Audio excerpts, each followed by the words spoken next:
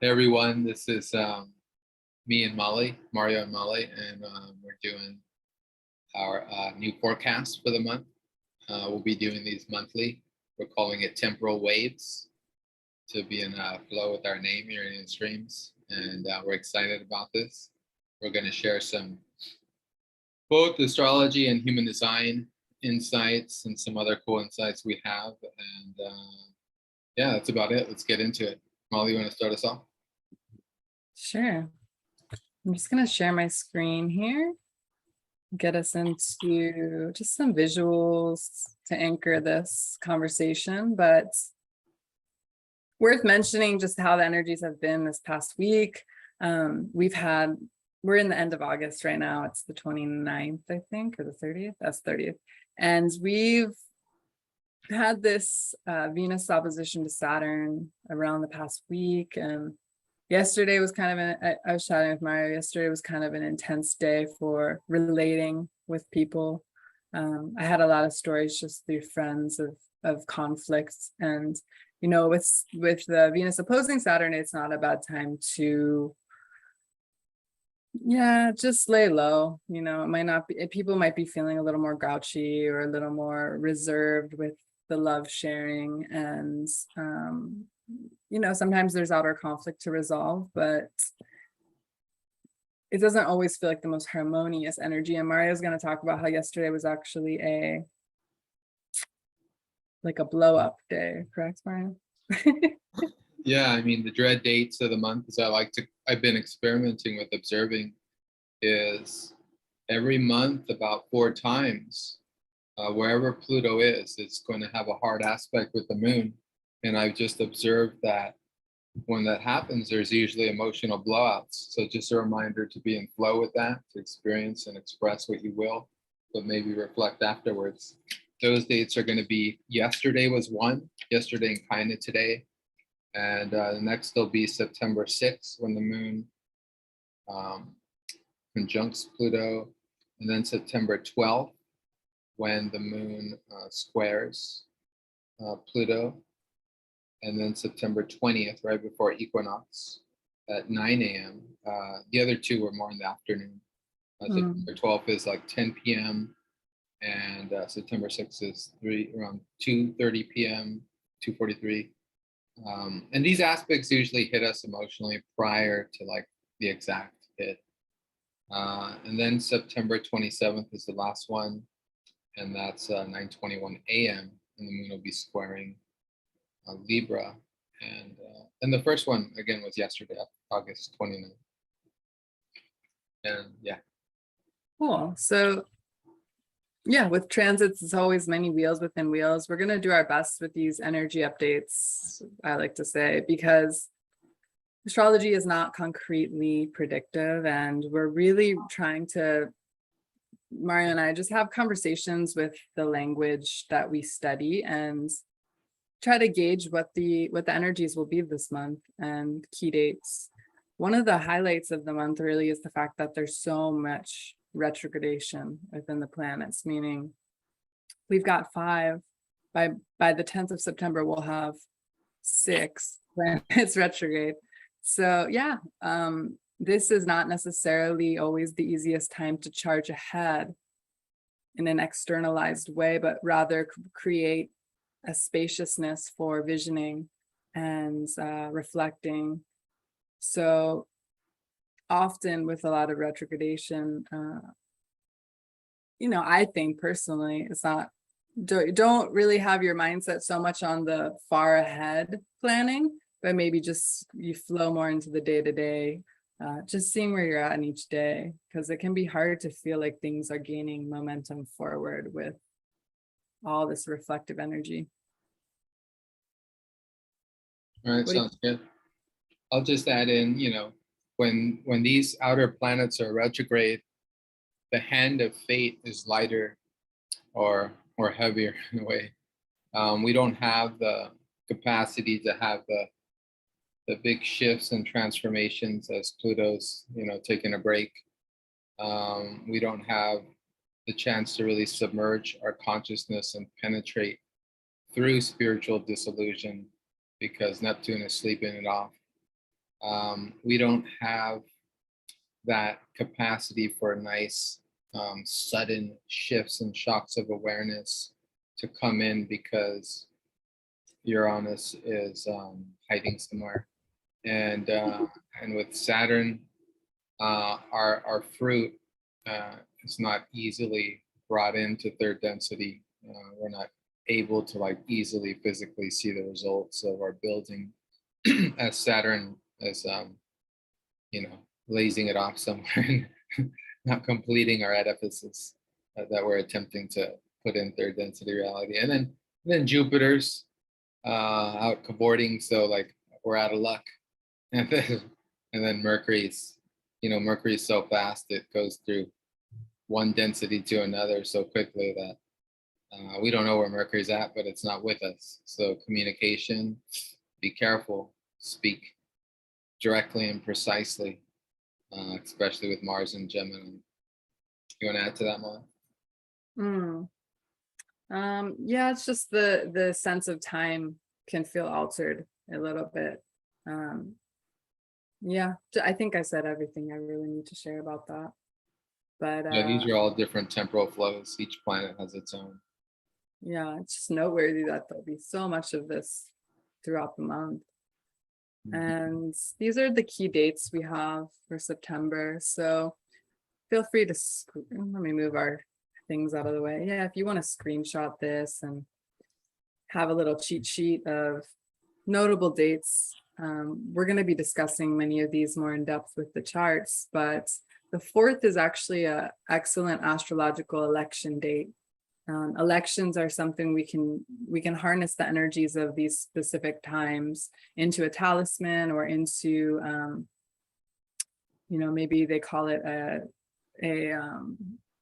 petition, right? Like an special intention, or maybe more new age language would be manifestation.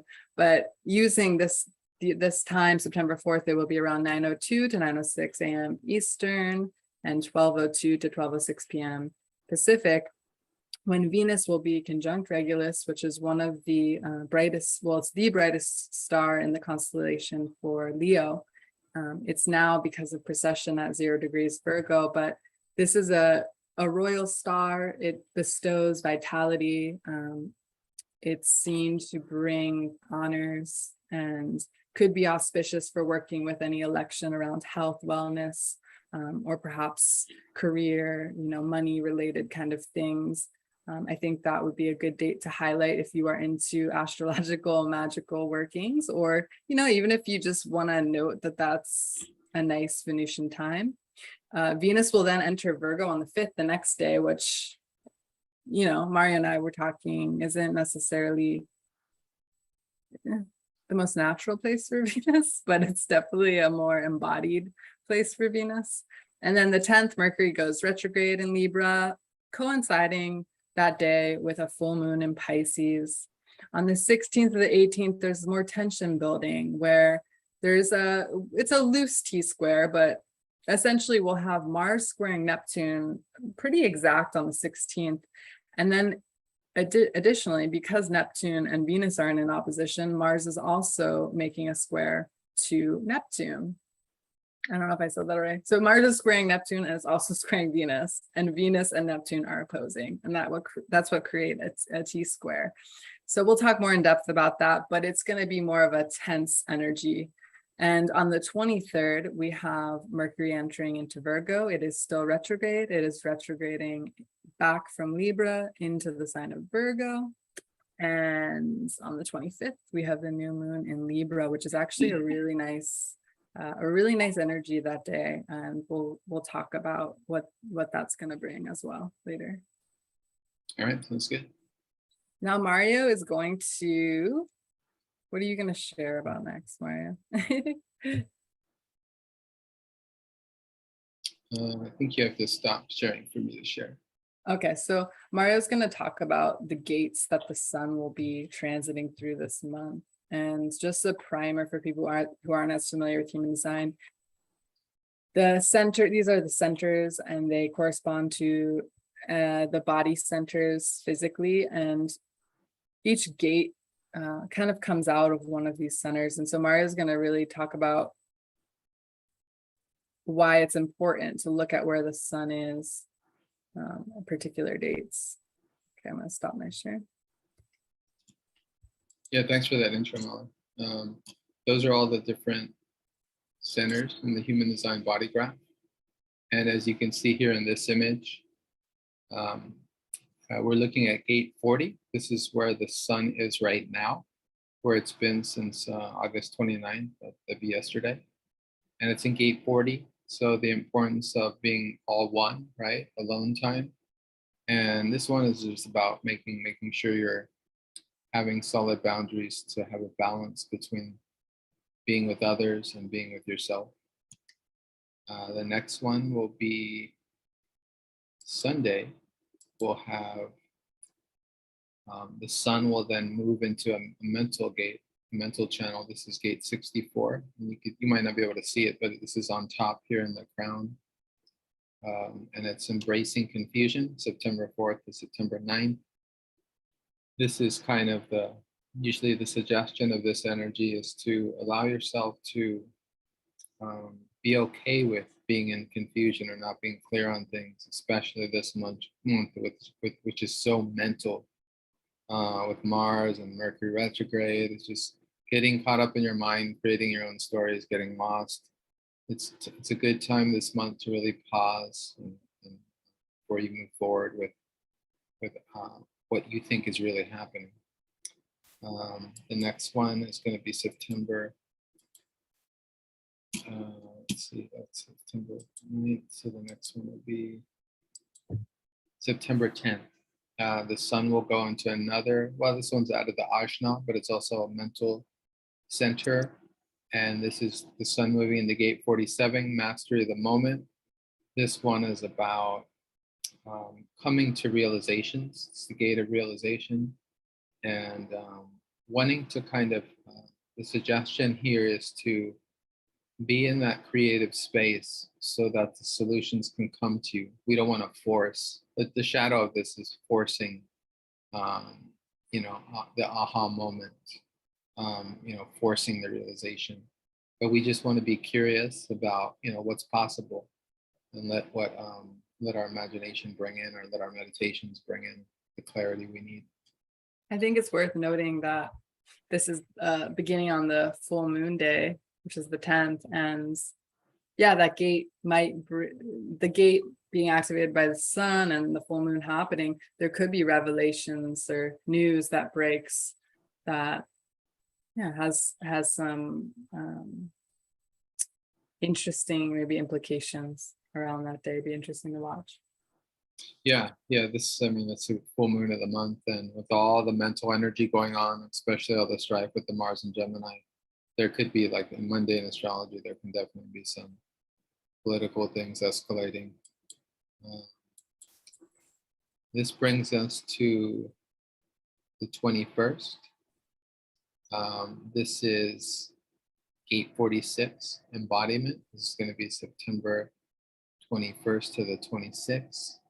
And this gate is coming out of the G center, which is in the center of the human design body graph, which is all about being embodied, being in your body. And the choice is always to be fully in your body in the moment, dealing with the present moment, or avoiding the present moment and using food and intoxication as a type of buffer to reality.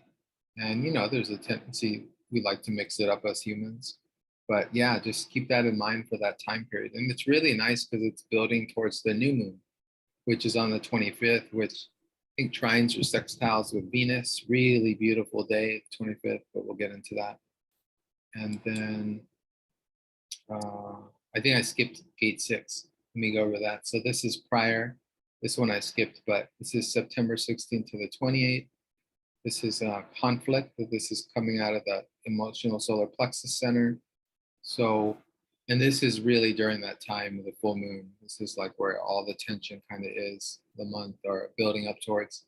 And so with this one, the solution is just wait till you're clear before you confront the other person. Feel out what you need to, be clear, direct, and precise with your words, because that Mars and Gemini will get people caught up with saying what they don't mean.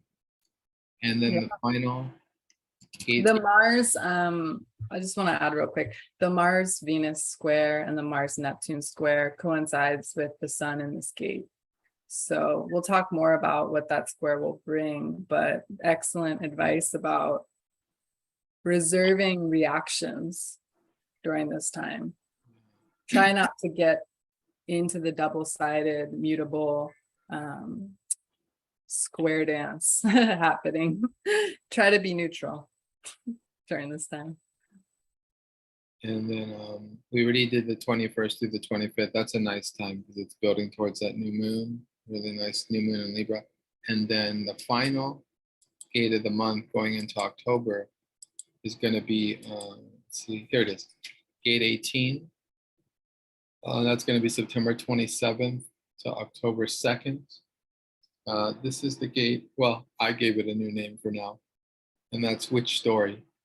Gate 18 is known as a kind of very intense gate, especially in the I Ching, human design.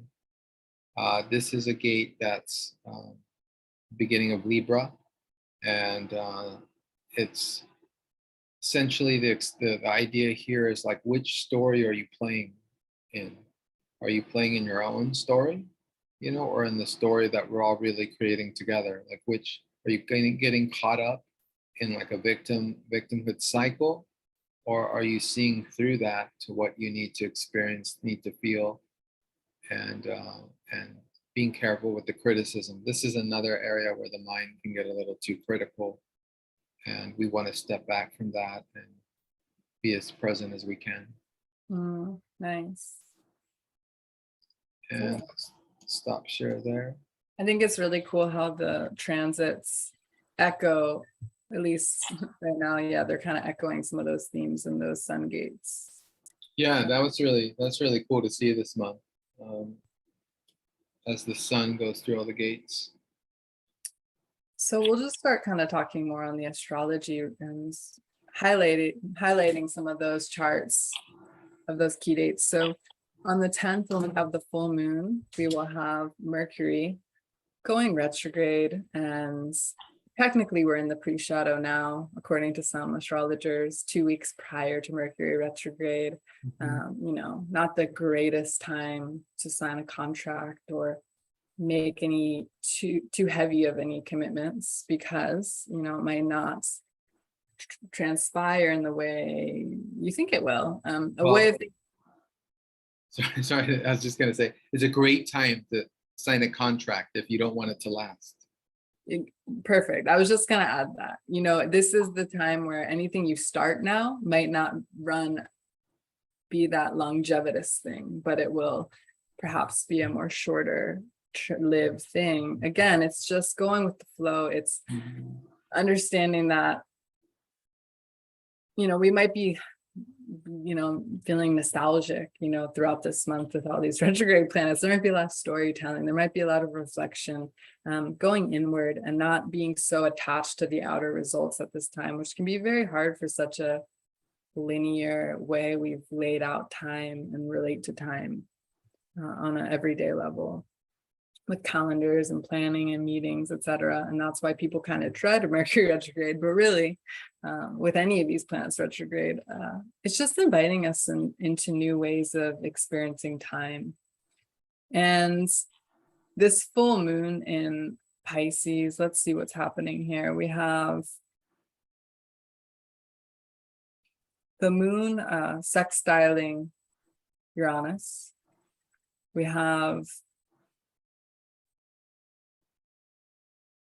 still right now we are having the square of Saturn and Uranus, though we're really building up to that. And this is the aspect that was very largely pivotal in the lockdowns and restrictions and the future versus the past and conservation versus freedom. And so this aspect's really building this whole month until we get into the first week of October. And that's when we'll really have the exact energy of that square. And it'll be interesting to see, you know, what's building in that momentum of that tension that will happen in early October. Mari and I actually have a video on the Saturn Uranus square if you want to tune into that on our channel to kind of go deeper into those energies. Again, we have, let's see what I want to say You about have this. Mars squaring, I'll just go over this. We have the Mars squaring this full moon. So Mars will be in Gemini for the next 6 months and then going retrograde, I think, in late October, November. And yeah, this Mars and in Gemini energy is swift. It's really intense. Be careful with your words, with how you express yourself. Things are going to be happening so fast. And then they'll slow down a little once Mars goes retrograde, and it'll be speeding up again. You'll miss things in your life if you're not quick and present enough. Opportunities will come, but pay attention to that. We'll touch base with it once it gets retrograde next month or the month after. Yeah, Mars is approaching a trine with Saturn in this chart. Ooh, That could be nice energy for those who have planets, maybe in the air signs. There's kind of a temperance added to the Mars energy during this full moon, which is nice. They're in a harmonious aspect. And Sun, Venus in Virgo, and what else to add? A lot of mutable energy too. We got Neptune, the moon, Venus, Sun, and Mars and the mutables. And for me, this is bridging energy. It can be waffling though, in the sense of mutable energy can want to go back and forth, but perhaps we can create bridges and stand on the bridge. We don't have to always make a stance. And then as we enter into the 16th, this is where tensions build a bit. We have that T-square taking shape. And the main focal point of this is really the Mars square Venus. As you can see on the 16th, around 5 West Coast time rather. Yeah, this will be pretty exact. Mars squaring Venus. I don't know. Do you have things to add to that? I have more things to say about Mars squaring Neptune, but go for it. Oh yeah, I mean, Mars square Venus is a lot of tension between the masculine and feminine energy. So especially in close business partnerships or friendships or any interaction between, female and male energies, like be very, wait till you're clear before you bring something up, before you address something. Right. Make sure you talk it out, make sure, you avoid too much tension, too much yelling, come to a resolve, Totally. And as we mentioned, the sun will be in that gate of conflict around this time. So that might be really felt, very palpable. Mars squaring Neptune is, especially Mars in Gemini, which can be a kind of duplicitous Mars, or a Mars that wants to get into verbal kind of aggressions. With Mars squaring Neptune, there's a lot of misguided masculine or martial energy. We had Mars squaring Neptune during Trump's election. We also had it during the beginning of the fascist party in Italy. Trump was famous for quoting Mussolini, and it's kind of funny that they both came into power around a Mars square Neptune time. And so Mars will square Neptune through our elections in October. So it'll be very interesting to see how this plays out on the world theater, the world stage, of a kind of wounded masculine, misdirected masculine energy that people want to get kind of like swirled into the theater of. And it can also just be a time where with Mars squaring Venus, maybe, conflict around resources, and on a collective level, of course, that could be global resources, and something that we feel a tension around in this time. 16th really through the 18th is where this will be peak. And with the Mars squaring the sun this month, probably more continual troubles in our slowly building World War III kind of ethic that's trying to be pushed onto the stage of humanity. That goes. Right. And do we want to play into that script or write our own? Because I feel like with Mars and Gemini, we can have the chance to really be very careful and calculated in our own language, words, and writings. Yeah, this is our projection. So then on the 23rd, we have Mercury's ingress into Virgo, and ingress in astrology is just a fancy way of saying that sign, or that planet rather, has entered that sign. And it's notable because Mercury is one of the planetary rulers of Virgo. So it's in its dignity, he would say.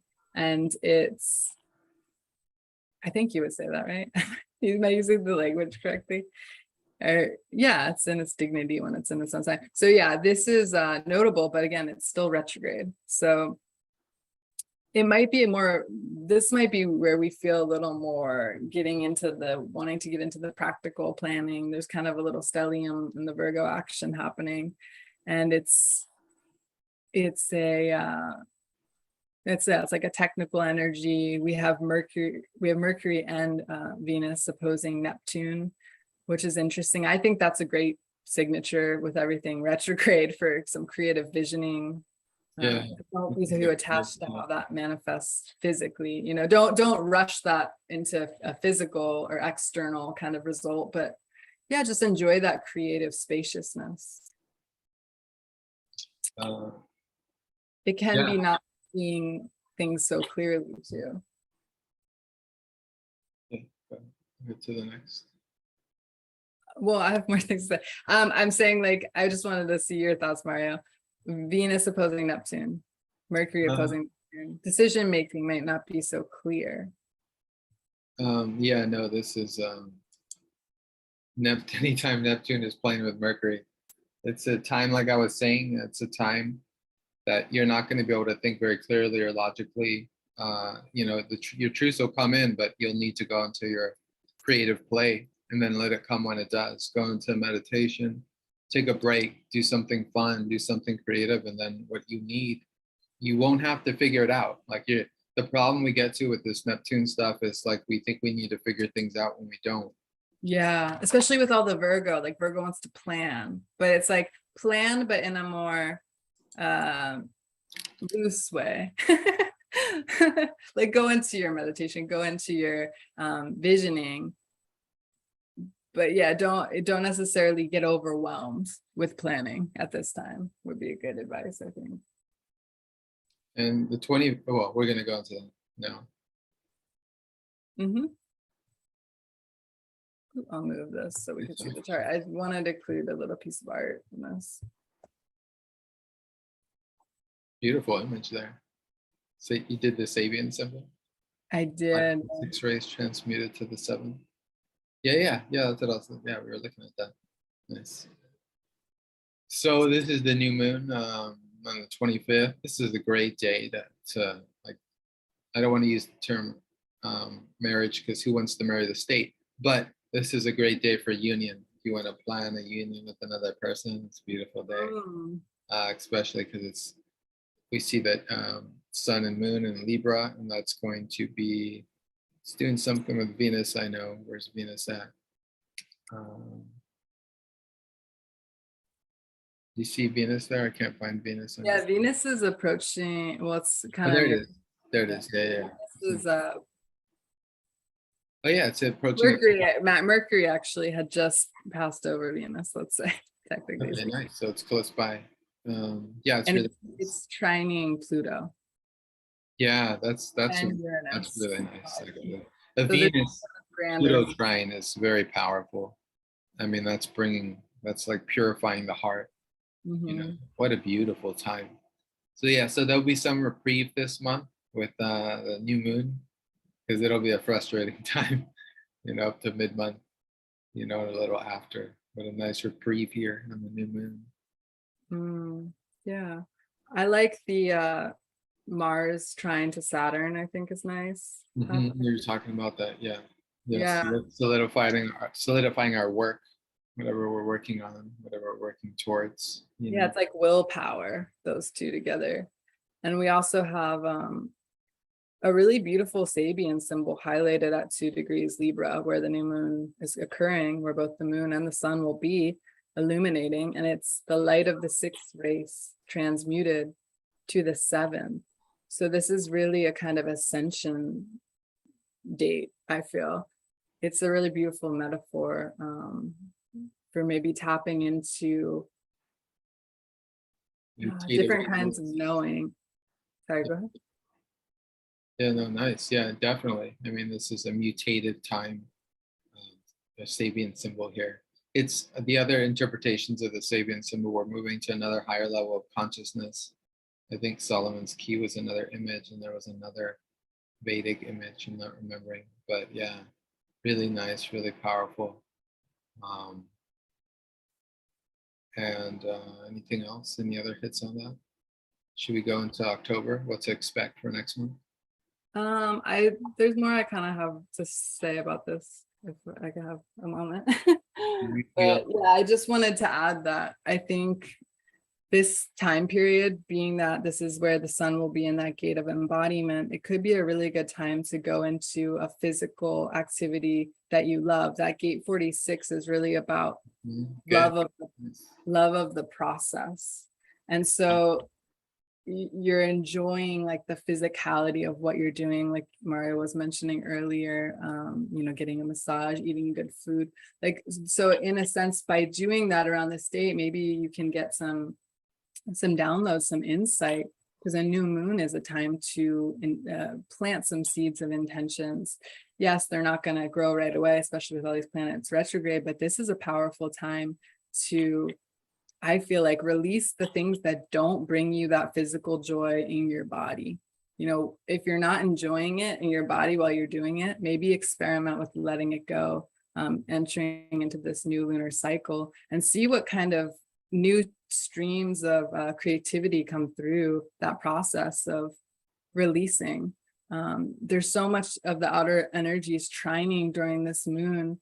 And interestingly too, the degree for Saturn, the Sabian degree for Saturn is a forest fire quenched by water. Ooh. And so with Saturn retrograde, I think one of the strengths is, maybe one of the things we're being asked to practice is temperance, meaning through all these tensions that are happening in the month, by the new moon, perhaps we have a greater insight of how to not feed a fire. So when we're in verbal conflict, or wanting our voices to be heard, or dealing with a confrontation, how can we handle that in a way that we're not adding fuel onto the fire? So when you put a fire out, you don't all at once dump water on it. You gradually add water, and you gradually rather you stop or cease the source that's feeding it. So you slowly stop the fuel. So I feel like with any conflicts on a global scale or individual scale, we can just choose to drop what we don't want to feed, and then through that spaciousness actually create the light, have the light coming through of what's our truth, and what brings us into a state of joy, and really mastering kind of that mental grand trine air energy, because the moon is coming into and the sun are coming into this grand trine to join Saturn and Mars. So being mental masters in a way. And the art, by the way, is by this woman who lives on the Big Island, and her name is, her art moniker is, I'm blanking right now. Her name is Angelic Expressions.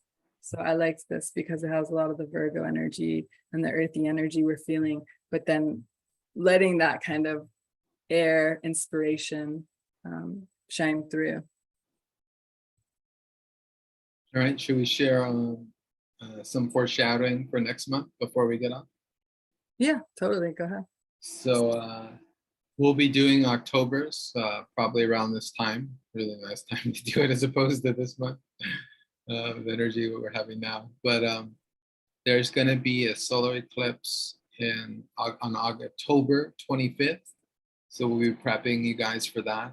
I'll be sharing a little about that. It'll be an early Scorpio, so those of you with suns and born around that time, having birthdays around that time, be aware of that.